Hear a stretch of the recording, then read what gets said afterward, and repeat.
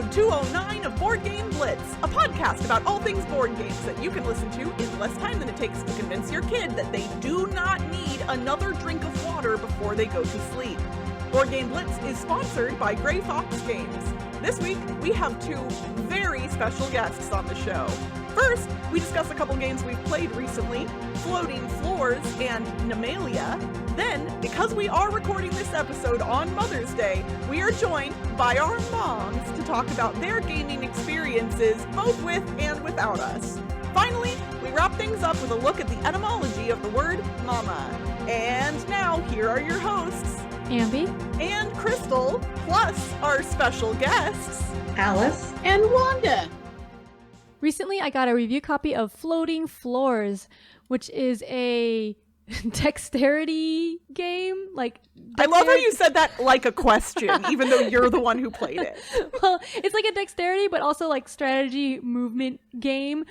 So it's designed by Takashi Sawada. But in the game, you are a ninja that's trying to walk across these balancing floorboards by balancing across the tiles and then get to certain tiles at the end. I forget what it's called. They have names for everything, but basically there's floating floorboards. So there's tiles of a 3x3 grid, and each of them have a 3x3 grid inside them of spaces. And then you're putting cards on top of that by balancing them on little cubes or hexagon pieces. There's a cube, hexagon, and triangle little cubes that you're placing down, and then you can put the cards on top. So there's going to be a whole grid of these cards that are floating, and then your ninja is standing on top of those cards. The ninjas are either black or white, and the cards have black or white patterns on the squares, so you can only go on a square that matches your ninja. But if it doesn't match, then you can put a little cube onto the, if you're a white ninja, you could put a white cube onto a black square so that your ninja can go on top of the white cube, because you can only touch white if you're a white ninja.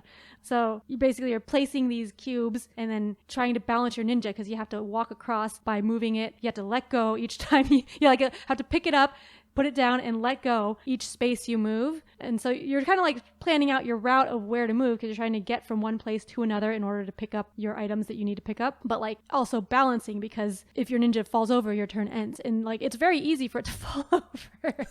There's two different shapes of ninjas. One of them's standing up tall, and the other one is kind of squatting. And I had the squatting one, which we decided was harder to balance with, because it didn't really fit on the cube itself. It could kind of straddle it if you did it perfectly, but then it would fall off. We were just playing with it after the game, trying to balance it, and we managed to get it hanging on the triangle piece, but that was very precarious. So that was fun.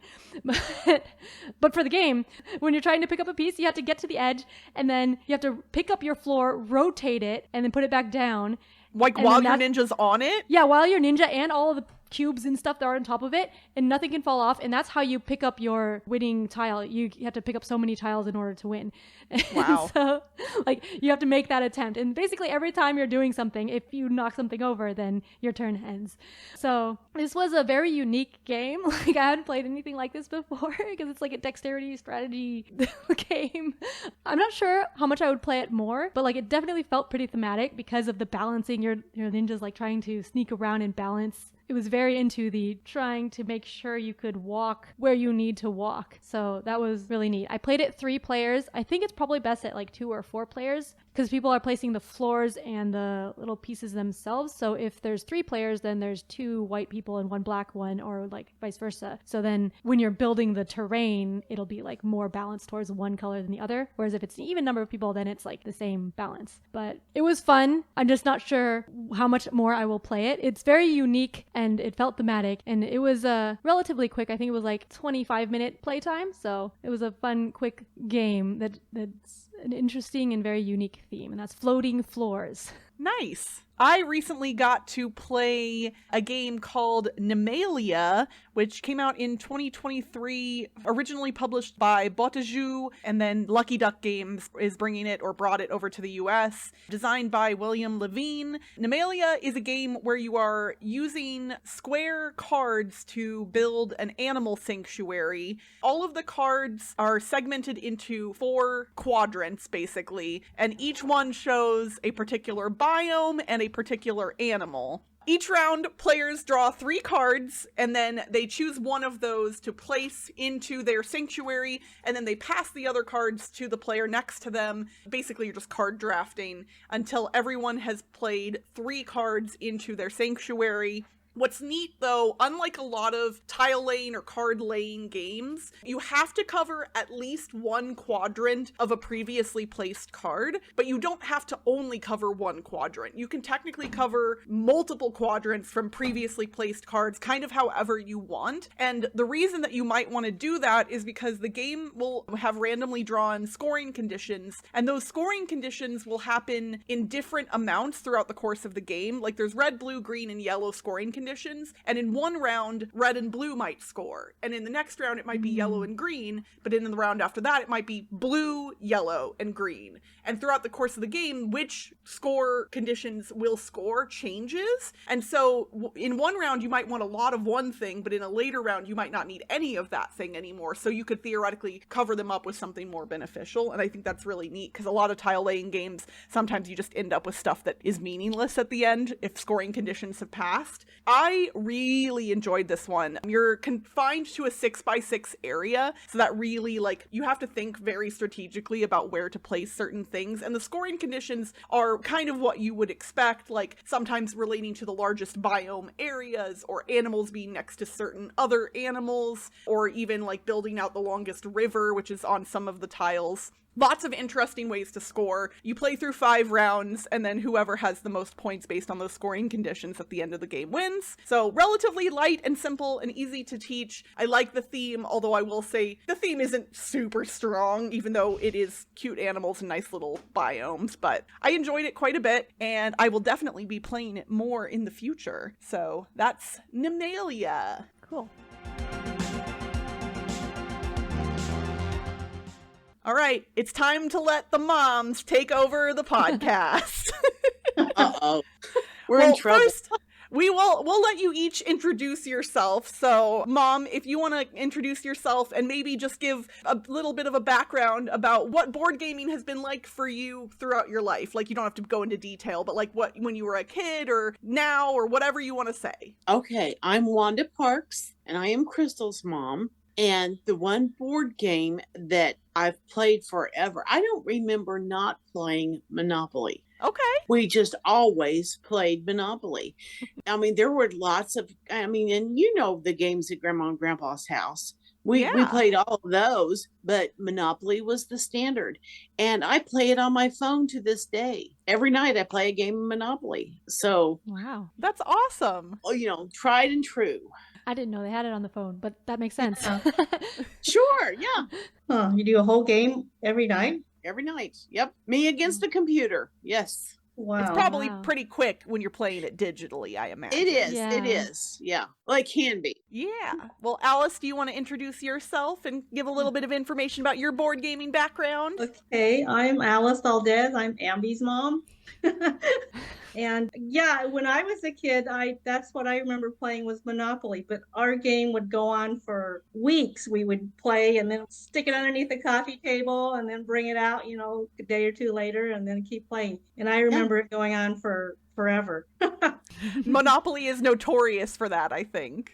Yeah. But I haven't played it for ages now. I think probably the last time is maybe when our kids were younger. I don't remember playing it. But we still have at least one Monopoly game in the cabinet. We play a little bit of board games now. We play like some of the card games like that Ambie's introduced to us, like Hanabi and stuff like that. But some of them we don't do so much because they require too much thinking, which is a lot harder now. So we tend to play shorter games that are easy to learn. And I play a lot more word games now than I used to because I used to be really terrible at them. So now, I've gone into more word games because they're supposed to help brain activity, which I'm trying to increase. So we just acquired that Bananas. Is that what it is? The little tile game? Bananagrams? Bananagrams, yeah. In the banana bag, We yeah. played that. Yeah, that was pretty good. Bananagrams is super fun. Yeah, that was pretty neat. And I don't know if we played it correctly before because it goes really fast. I don't remember it going that fast. Playing it when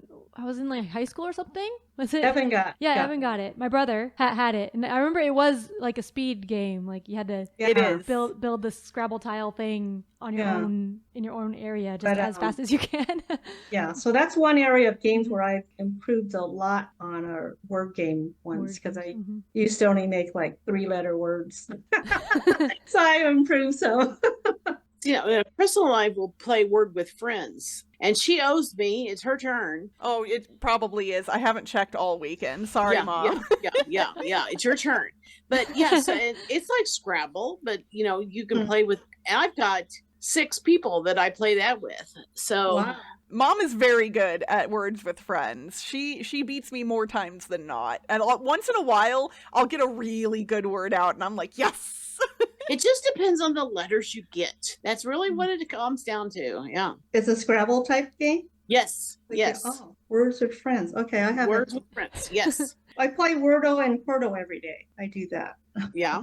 It's like it's just fun. And it's like for a while, Ashley, Crystal's sister, and brother-in-law, and we were kind of in a race. Who could be the first one that day to get the word in Wordle? That was, it's like you just get your word and you're done. It's like, okay, no, that's just a little too quick. Oh, yeah, we do that. And then Quordle, where you have 4 words you have to get. Yes, I've seen that. So, Mom, and Alice as well, do you all think that the amount of gaming that you do in general has increased by a significant amount because of smartphones, which, now they've only been around for a little over 15 years, which in the grand scheme of things isn't that long. But I know for me, I think I game more because of smartphones, even though I do still game on my computer and, on a table with board games as well. Well, it's, if you're by yourself and you want something to do, you can play a game on your phone, that's, so yeah.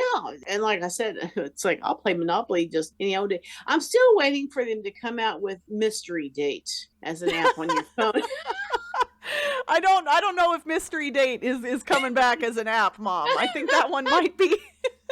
But that does make me want to teach you. There's a game that came out here a few years ago that I own that I will definitely teach you next time you're here. And of course, now the name is escaping me. It was kind of a heartthrob remake, but I now don't remember the name of it. I'll look it up. I didn't have Mystery Date. My neighbors did. So we would meet between the yards and play Mystery Date. It's like, okay. I have to look these up now.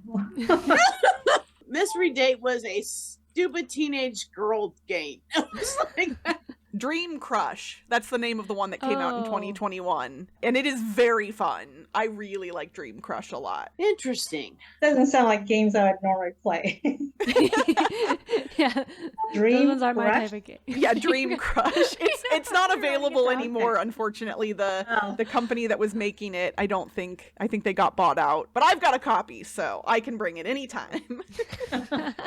Yeah, the phone games I think they're really convenient for, you have like 5 minutes of waiting at the doctor's office or something. You can always do something. Exactly. Yeah. Mm-hmm. I think it's really great for that. Yeah, very portable. Yeah. I just have to remember to turn off my sound if I'm waiting in the doctor's office. Wow. It's like otherwise the cheering, it's like, what's going on over there? Everybody looks like, ooh, okay. Right. So Alice, do you have any specific memories of either playing board games with Ambie or maybe just Ambie and her brother playing games when they were younger? Well, Ambie's favorite game when she was little was it Little Mermaid or was that what it was? Which was I've mentioned mindless, that before, yeah. no strategy. We used to dread playing that, and Ambie would go, "Let's play again." Oh gosh! So that was one of her favorite games when you were like 3 or something like that. Yeah. Play that forever. I think Evan hated it, but what did we play a lot?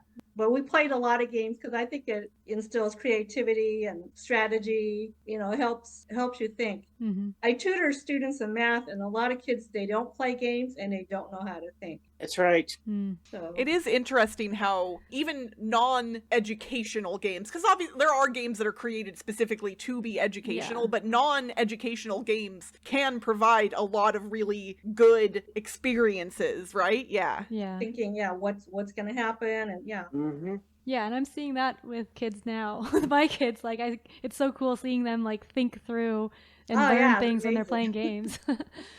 I mean, you girls played Rummikub with Grandma and Grandpa. Oh yeah, and I've talked about that on the podcast before. And Ashley has got the board that Grandpa made. Yeah. Oh, I know she does. I've also discussed that, how she has the handmade box that Grandpa made to hold all the cubes, and I was like, I am the one who has a board game podcast, and Ashley took the dang Rummikub game. Well, she was here. I know. That's what I get for moving halfway across the country, I suppose. There you go. That's right.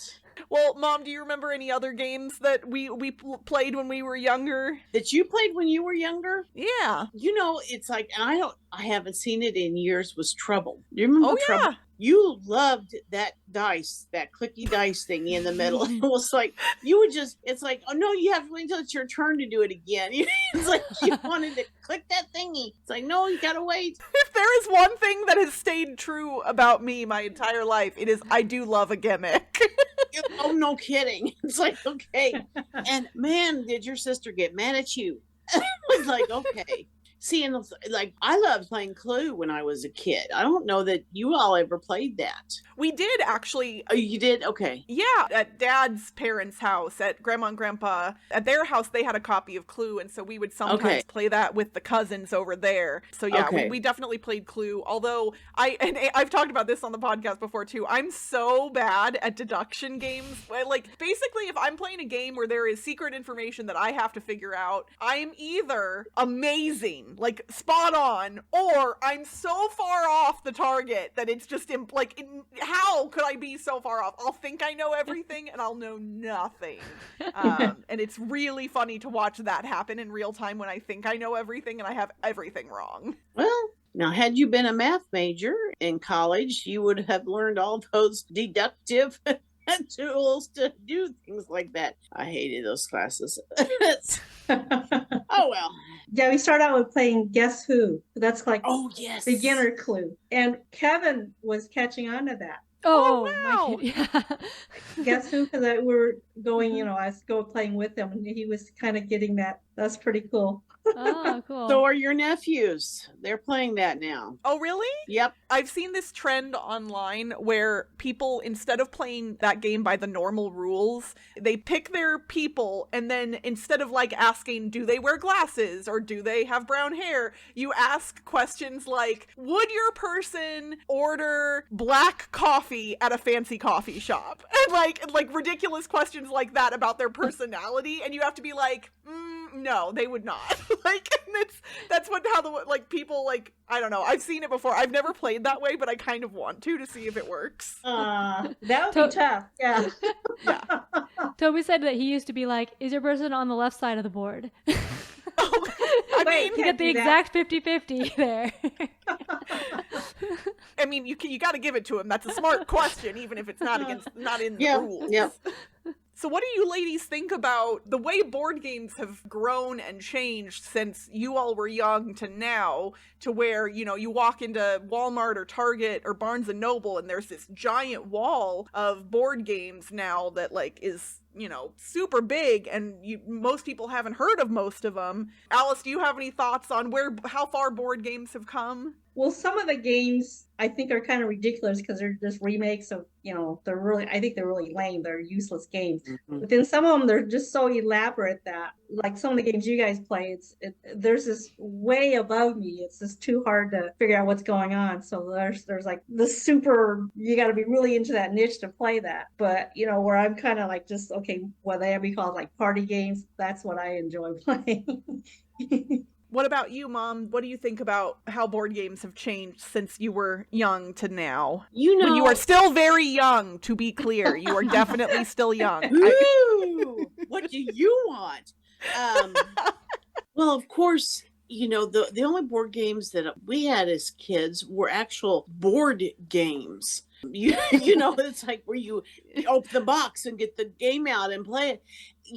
Today it's with the technology, it's like you can play complicated games on your computers. And, it's like people today still play Dungeons and Dragons, but I have seen what it has evolved to today as opposed to what people I knew that played Dungeons and Dragons years ago. It's like, oh my gosh, is that the same game? A lot of the games are just not at all the same game anymore. They're just totally different because of technology, which is not a bad thing in many cases. It's definitely interesting because I think one of the struggles that the board game hobby has had is how to make newer games more approachable to people who are more familiar with like the classic board games and they haven't really, experienced some of the newer stuff. And how do you make that experience of opening up a new box and looking at a rule book or looking at the components less intimidating? And I don't know if there is a solid answer to that. There are some companies that have started creating games where you don't actually have to read the rule book at all. Like when you open the box, it will tell you to pull out a couple of things and it'll say just start playing,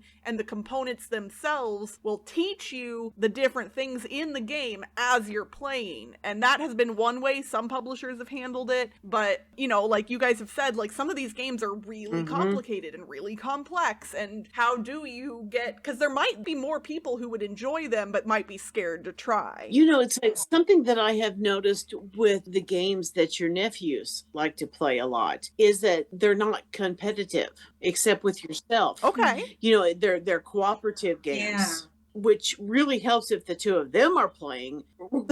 Yeah, they when Grandma sat down to play the game, I was a little stymied because there was no winner. Everybody was just helping everybody else. Yeah. Which I think is a lovely change. You're not going to have somebody stand up, I won. No, everybody won because we did it. So I think everything when we were younger, it was always competitive. Huh? Absolutely. It wasn't as co-op stuff. There was a bona fide winner, that's for sure. Yeah. Not anymore. Yeah, cooperative games have really become popular, and not just in kids games, but even, hobby, like really complex games. Really? Oh yeah, like one of my favorite games is a remake of an older game that originally came out in the 1970s, I believe. It was originally called Dark Tower. It might have been the 80s. And then the new one is called Return to Dark Tower, and there is a physical plastic tower that sits in the middle of the table that's electronic, that has components that move and spin and light up,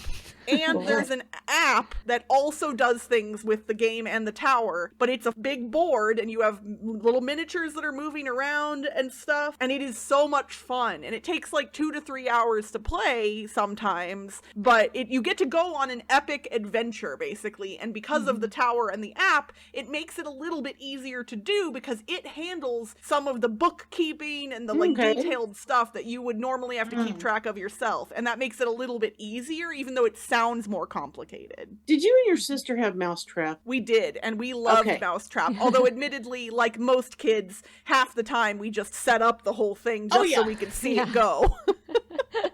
Play with Rube Goldberg Machine, the game. Yes. I would love for there to be Mousetrap. I want like an adult, like not like adult themed, but like an adult centric, like a geared for gamers Rube Goldberg board game of some kind. And I have no idea. An adult themed one would be quite interesting. Yeah, you're not trapping a mouse anymore. It's getting It's like, okay. Different versions of the game. There's a goal for you, girls. That's just...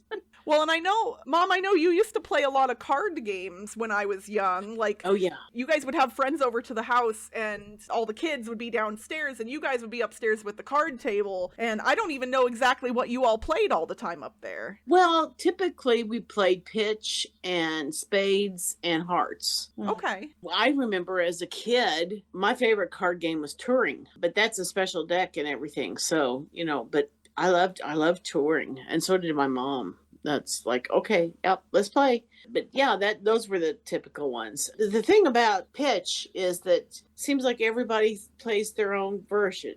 13 point, 11 point, 10 point, 9 point. It's like, okay, fine. And I'm flexible. I'll play whatever, but a lot of people aren't. It's like, okay, we're playing 10 point. All right, fine. Whatever you want. Alice, are there any classic card games that you've enjoyed over the years? Well, we used to play Blackjack with the kids when they were little. Because it's a math game. Yeah. Yes, it is. So yeah, you guys are, got good at adding numbers up. So that was a great game we played that in Rodeo. So Evan was maybe 4 or 5 and then Ambie was 2 or 3. So, they added up numbers. But now I played a lot of harps and spades, euchre.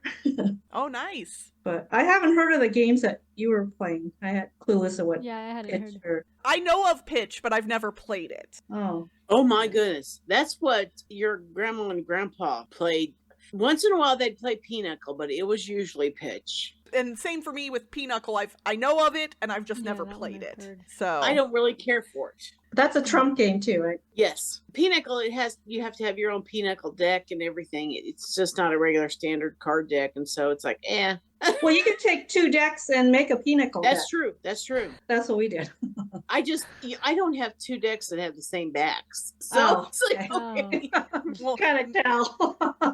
well, Like, Mom, all right. I only got you something small for Mother's Day. Maybe I'll order you a couple decks of cards. No, that's all right. Thank you. I've got plenty of decks of cards.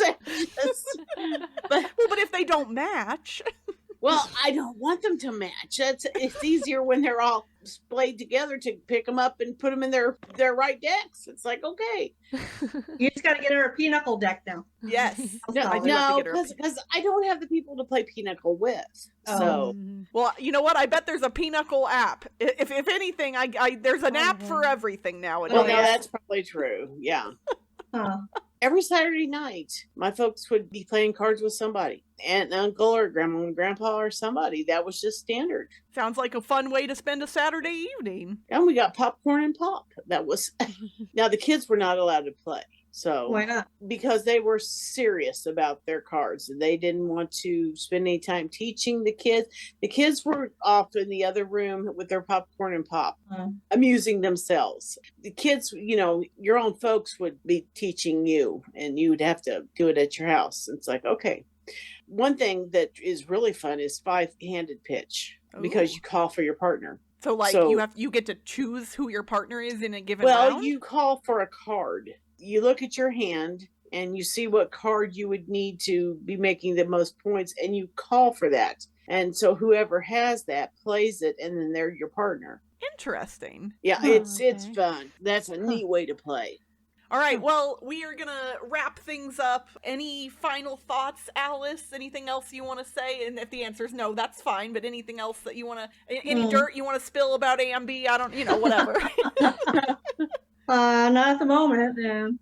Games are great. That's a good way to pass the time. It's creativity. It keeps your mind going and you learn a lot. Good socializing. Absolutely. All right, what about you, Mom? Any final thoughts? I wish more people would play games. Games are a way of bringing people together.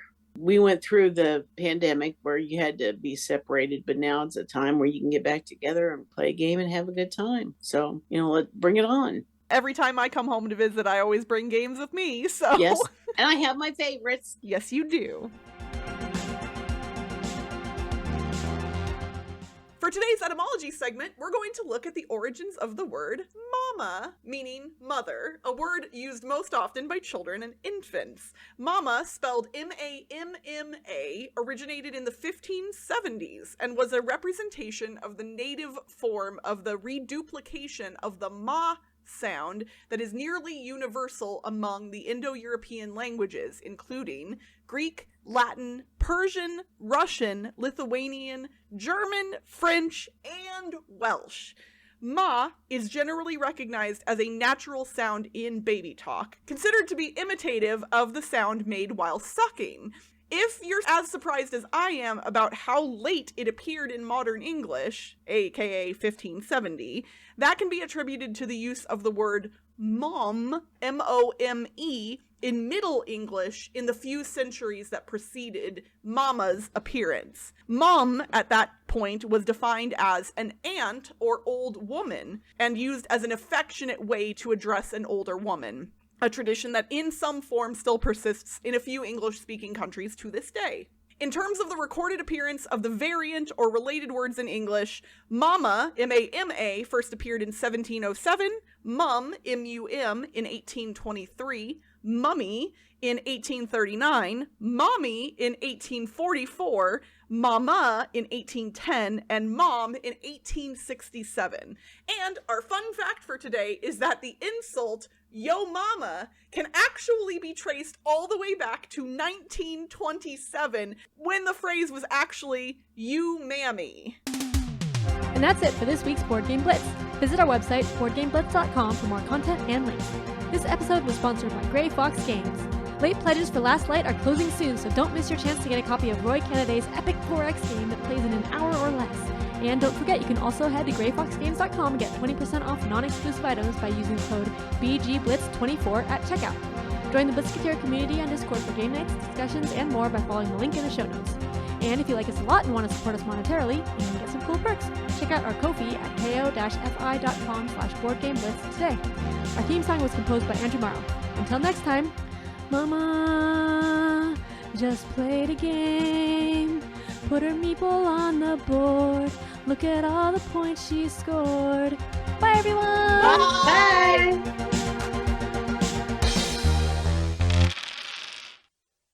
3 cards into their hand, choose one. Baby's going crazy right now. What is going on? Do you know that your grandma's on the phone right now? Is that why you're all excited? That's it. That's it. It's gotta be. All right.